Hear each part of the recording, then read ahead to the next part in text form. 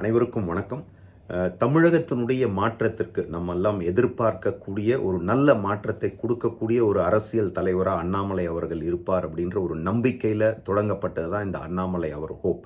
So இதை நீங்கள் தொடர்ந்து ஆதரவு கொடுத்துக்கிட்டு இருக்கீங்க, அதற்காக ரொம்ப நன்றி. ஸோ சமீபத்தில் திரு அண்ணாமலை அவர்கள் ஒரு அரசியல் இயக்கத்தை தொடங்கியிருக்கிறார், we the leader foundation. So அதில் நீங்கள் இதுவரைக்கும் உறுப்பினர் ஆகலை அப்படின்னா நீங்கள் இம்மீடியட்டாக உறுப்பினர் ஆகுங்க. நீங்கள் மட்டும் இல்லை, உங்கள் நண்பர்களையும் அதில் உறுப்பினர் ஆக்கணும். ஏன்னா அண்ணாமலை அவர்கள் சொல்லியிருக்கிறார், இப்போ ஒரு க்ளோஸ் டு 20 lakhs மெம்பர்ஸ் சேர்ந்திருக்கிறாங்க. அண்ணாமலை அவர்கள் ரீசெண்டாக பேசும்போது ஒரு 50 லட்சம் உறுப்பினர்கள் வந்த உடனே நம்ம அரசியல் கட்சியாக மாற்றலாம், அதற்கான ஏற்பாடுகள் நடந்துகிட்டு இருக்கு அப்படின்னு சொல்லியிருக்கார். இதை நம்ம எவ்வளோ சீக்கிரமா பண்றோமோ அவ்வளோ சீக்கிரம் நமக்கு நல்லது.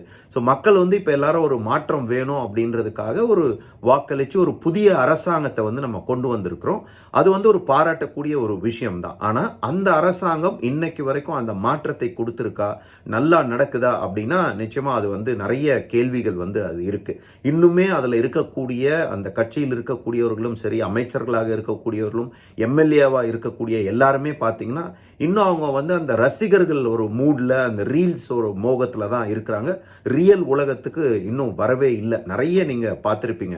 அதாவது பசங்க படிக்கக்கூடிய ஸ்கூல்ல அங்க போய் கட்சிக்காரங்க அந்த கட்சி துண்டுகளை போட்டுட்டு சிஎம் உடைய அந்த போட்டோவை எடுத்துட்டு போயிட்டு அந்த பசங்க கிட்ட பேசி அவங்களுக்கு அந்த சாக்லேட்லாம் கொடுக்கறது, அங்க கேக் வெட்டுறது, பிறந்தநாள் கொண்டாடுறது அப்படின்னு இதெல்லாம் பண்ணிக்கிட்டு இருக்காங்க. நிறைய இது பல இடங்கள்ல பலதரப்பட்ட நிகழ்வுகள் இந்த மாதிரி நடந்துட்டு இருக்கு.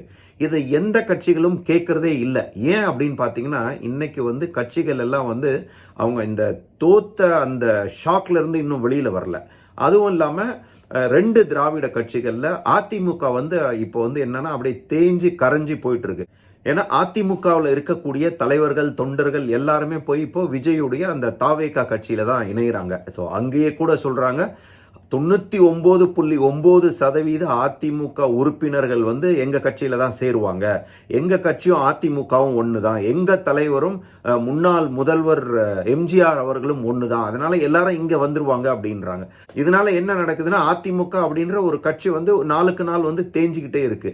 ஆனா திமுகல இதுவரைக்கும் யாரும் திமுகவினுடைய அந்த உறுப்பினர்கள், தொண்டர்கள், தலைவர்கள் யாரும் அந்த கட்சியில போய் சேரல. ஏன்னா திமுக ஒரு கொள்கை பிடிப்பு இருக்கக்கூடிய, முரட்டு முட்டு கொடுக்கக்கூடிய ஒரு கூட்டத்தை கருணாநிதி அவர்கள் வச்சுட்டு போயிருக்கிறார். ஸோ அதுதான் அவருடைய சாதனை.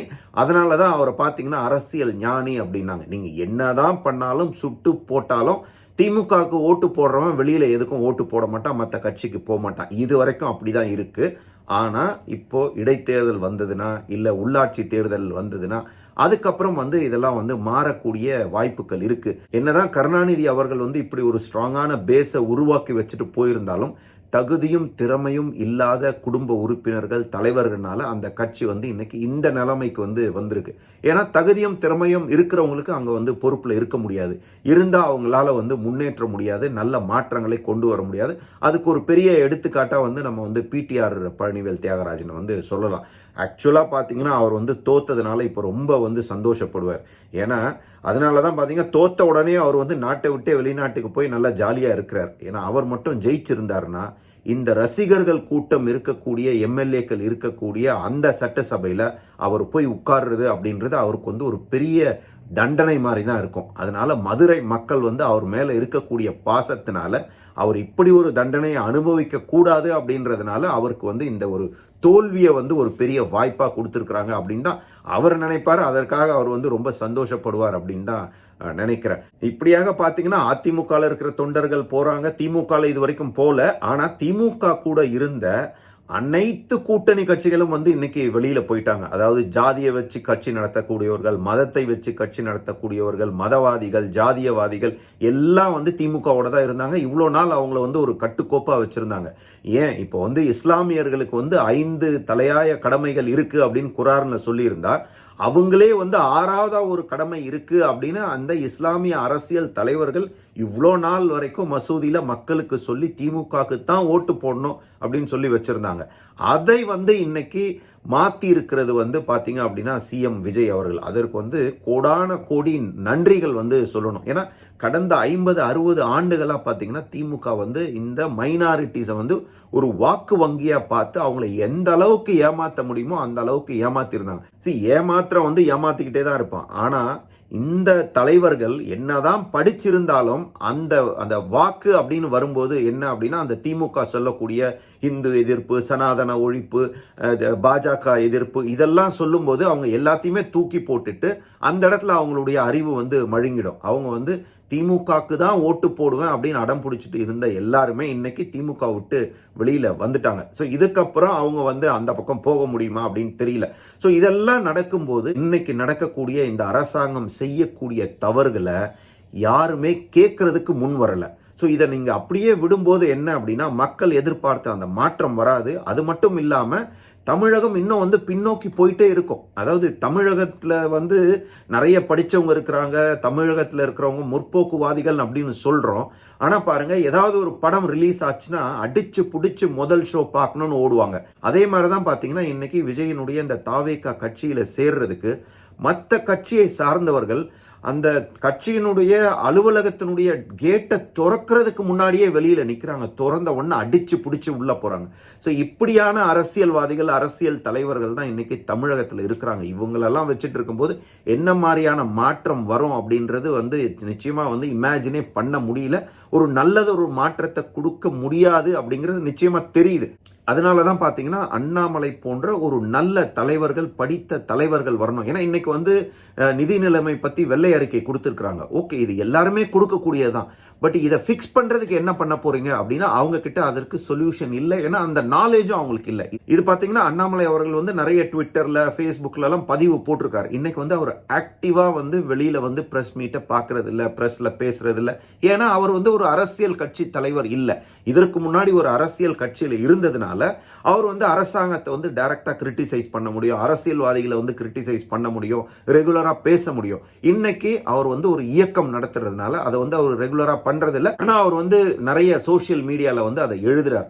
ஸோ அண்ணாமலை வந்து மீண்டும் ஆக்டிவா வரணும், வெளியில வந்து பேசணும், பத்திரிகையாளர்கள் கிட்ட பேசணும், அரசாங்கம் செய்யக்கூடிய தவறுகளை சுட்டி காட்டணும் அப்படின்னா வெகு விரைவில் வந்து அண்ணாமலையினுடைய இந்த அரசியல் இயக்கம் வந்து ஒரு அரசியல் கட்சியா மாறணும். இது வந்து காலத்தின் கட்டாயம், தமிழகத்துக்கு ஒரு அவசியமானது. அதனாலதான் அண்ணாமலை அவர்கள் இன்னைக்கு சொல்லக்கூடிய அந்த 50 லட்சம் உறுப்பினர்கள் டார்கெட், இது வந்து நம்மளால அச்சீவ் பண்ண முடியுமா, இது வந்து ரொம்ப கஷ்டமா அப்படின்னு கேட்டீங்கன்னா இது கஷ்டமே கிடையாது. ஏன்னா இப்பயே வந்து 20 லட்சம் உறுப்பினர்கள் இருக்கிறாங்க. இப்போ உறுப்பினரா இருக்கக்கூடிய ஒவ்வொருத்தரும் நீங்க 2 பேரை சேர்த்தா கூட போதும்.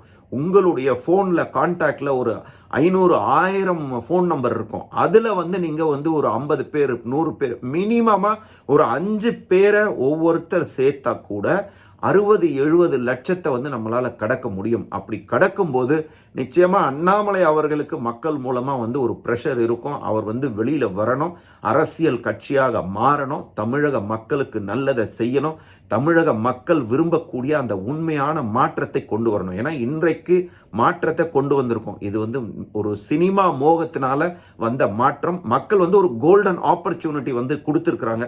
இதை பயன்படுத்தி அவங்க நல்லதை செஞ்சாங்கன்னா நல்லா இருக்கும். ஆனா இதுவரைக்கும் அதற்கான ஒரு சின்ன சைன் கூட தெரியல. செய்யறது எல்லாமே வந்து இன்னும் அந்த சினிமா மோகத்துல ரீல்ஸ் போடுறது, அந்த ஒரு ரசிகர் கூட்டம் மாதிரி தான் வந்து செயல்படுறாங்க. அவங்க என்னைக்கு வந்து ஒரு பொறுப்பான அரசியல்வாதியா செயல்படுவாங்க அப்படின்றது தெரியல.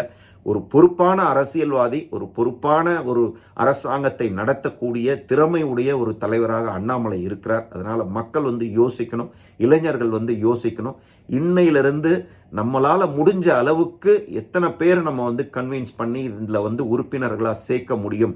ஏன்னா நம்ம வந்து இது வந்து சும்மா சாதாரணமா உறுப்பினரா சேர்த்து நம்ம வந்து வேற எதுவும் பண்ண போறது இல்லை. இதுல உறுப்பினரா சேரக்கூடிய ஒருத்தரும் மாற்றத்திற்கான தலைவர்கள். அதனாலதான் வி த லீடர்ஸ்னு சொல்லியிருக்காரு. எல்லாருமே தலைவர்கள் தான். நீங்க வந்து என்னைக்கு பொறுப்புணர்ச்சியோட நடந்துக்கிறீங்களோ அன்னைக்கு வந்து தமிழகத்துல அந்த மாற்றம் வரும். அதற்கான ஒரு நல்ல முயற்சி தான் இந்த we the leader foundation. So அதனால எல்லாருமே உங்க சைட்ல இருந்து, அதாவது நம்ம வந்து ஒருத்தரை மட்டுமே டிபெண்ட் பண்ணி இருக்க முடியாது. மாற்றம் வேணும், மாற்றம் வேணும், அண்ணாமலை நீங்க மட்டும்தான் மாற்றம் கொடுக்க முடியும் அப்படின்னு அந்த ஒரு மனிதர் மேல நம்ம ப்ரெஷர் போடுறதை விட்டுட்டு நம்ம எல்லாரும் சேர்ந்து சப்போர்ட் பண்ணும்போது தான் பார்த்தீங்கன்னா அந்த மாற்றம் வந்து இது வந்து ஒரு கலெக்டிவ் எஃபர்ட் தான். ஸோ ஒருத்தரால் மட்டுமே பண்ண முடியாது. ஸோ நம்ம எல்லாமே சேர்ந்து பண்ணும்போது அவருக்கு ஒரு ப்ரெஷர் வரும். ஓ, மக்கள் இவ்வளோ நம்பிக்கை வச்சிருக்கிறாங்க என் மேல அப்படின்னு அவருக்கு வந்து ஒரு உற்சாகம் வரும். ஏன்னா மக்கள் வந்து இவ்வளோ நம்பிக்கை வச்சிருக்காங்க, இந்த மக்களுக்காவது, மக்கள் வச்சிருக்கிற நம்பிக்கைக்காவது நான் வந்து வேலை செய்யணும் அப்படின்ற ப்ரெஷர் வந்து அவருக்கு ஆட்டோமேட்டிக்கா வரும். அவர் சொன்ன அந்த 50 லட்சம் இல்ல, மக்கள் மனது வைத்தால், இளைஞர்கள் மனது வைத்தால் நிச்சயமா அது வந்து 50 லட்சம்ன்றது 1 கோடியாக கூட மாறும். அதற்கான திறமை மக்கள் கிட்ட இருக்கு, அதற்கான வாய்ப்பு உங்க கையில் இருக்கு. ஏன்னா இன்னைக்கு எல்லார் கையிலுமே ஃபோன் இருக்கு. எல்லாருமே ஒரு நாளைக்கு எப்படினாலும் வந்து ஒரு 20-30 பேரோட நீங்க ஃபோன்ல பேசுறீங்க.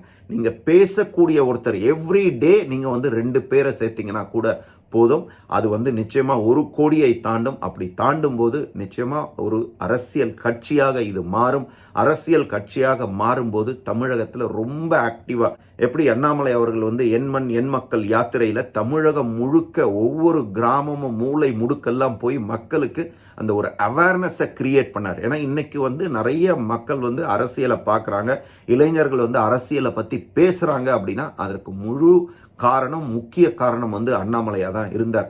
ஸோ அவர் போட்ட அந்த எஃபர்ட் கூட இன்னைக்கு வந்திருக்கக்கூடிய புதிய அரசாங்கத்திற்கு ஒரு நல்ல வாய்ப்பாக இருந்தது. ஸோ அந்த மாதிரி இருக்கும்போது இது ஒரு அரசியல் கட்சியாக மாறும்போது ரொம்ப எஃபெக்டிவாக இருக்கும். நிறைய இளைஞர்களுக்கு நல்லது நடக்கும், தமிழகத்துக்கு நல்லது நடக்கும். இதை வந்து நம்ம விரைந்து செய்யணும் அப்படின்ற ஒரு ரெக்வஸ்டோட விடைபெறுகிறேன். ரொம்ப ரொம்ப நன்றி.